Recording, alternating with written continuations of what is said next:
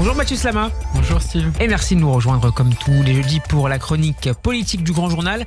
Éric Dupond-Moretti a donc été relaxé hier par la Cour de justice de la République. Le garde des Sceaux était jugé pour prise illégale d'intérêt pour avoir ordonné 2 enquêtes administratives contre des juges avec lesquels il s'était opposé lorsqu'il était avocat. Si l'accusation avait requis 1 an de prison avec sursis, la CEJ a certes reconnu l'existence d'une situation objective de conflit d'intérêts, mais pas d'éléments intentionnels.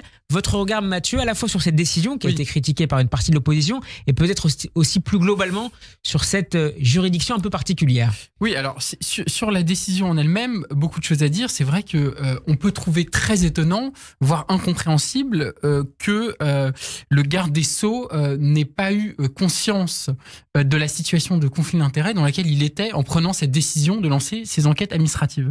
Et le fait de ne pas reconnaître l'intentionnalité, finalement, donne le sentiment que le ministre de la Justice ne savait pas ce qu'il faisait et, pire encore, ne connaissait pas la loi.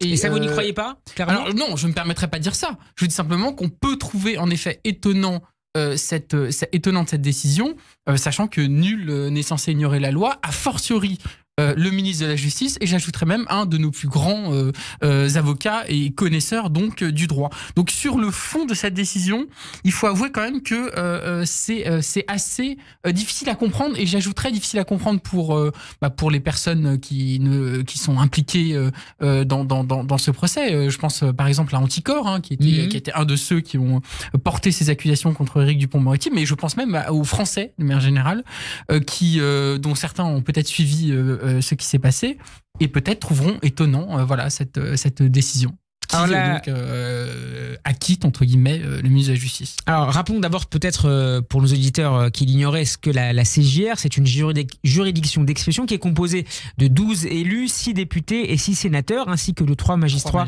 de la Cour de cassation. Pourquoi son existence, sa perpétuation vous semble problématique aujourd'hui ? Alors, la Cour de justice de la République est pour moi une aberration démocratique. Il faut quand même comprendre qu'il s'agit en fait, comme vous l'avez dit, d'une juridiction d'exception qui consiste en fait à laisser les politiques juger d'autres politiques.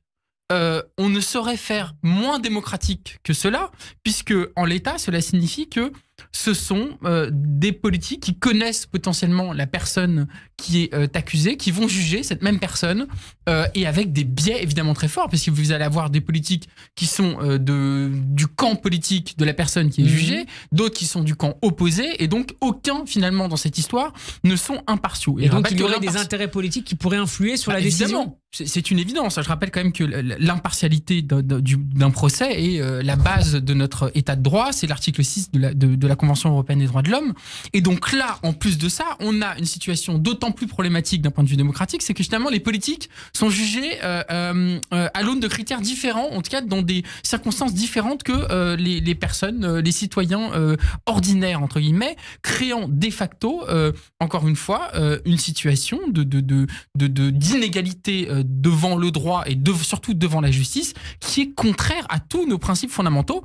Et en l'occurrence, cette décision concernant Éric Dupond-Moretti, forcément, peut être interprétée, en tout cas peut faire l'objet de critiques sur le fait que ce n'était pas un jugement impartial et donc forcément un jugement qui est tout à fait critiquable parce que en fait n'étant pas fait selon les règles de l'état de droit tel qu'on en attend, qu'on peut l'attendre d'une grande démocratie comme la nôtre. Une décision politique fustige le Rassemblement national. La France insoumise appelle à la suppression de cette Cour de justice. Vous êtes également favorable à sa suppression, comme d'ailleurs le prévoyait à la fois François Hollande en 2012 dans son programme, mais aussi 5 ans plus tard Emmanuel Macron. Oui, c'est ça qui est le plus intéressant dans cette histoire, c'est qu'au fond, on a là une institution qui continue à exister, qui continue à exercer son activité, alors même que quasiment il y a un quasi-consensus sur le fait que c'est une institution qui n'a aucun sens dans une démocratie normale.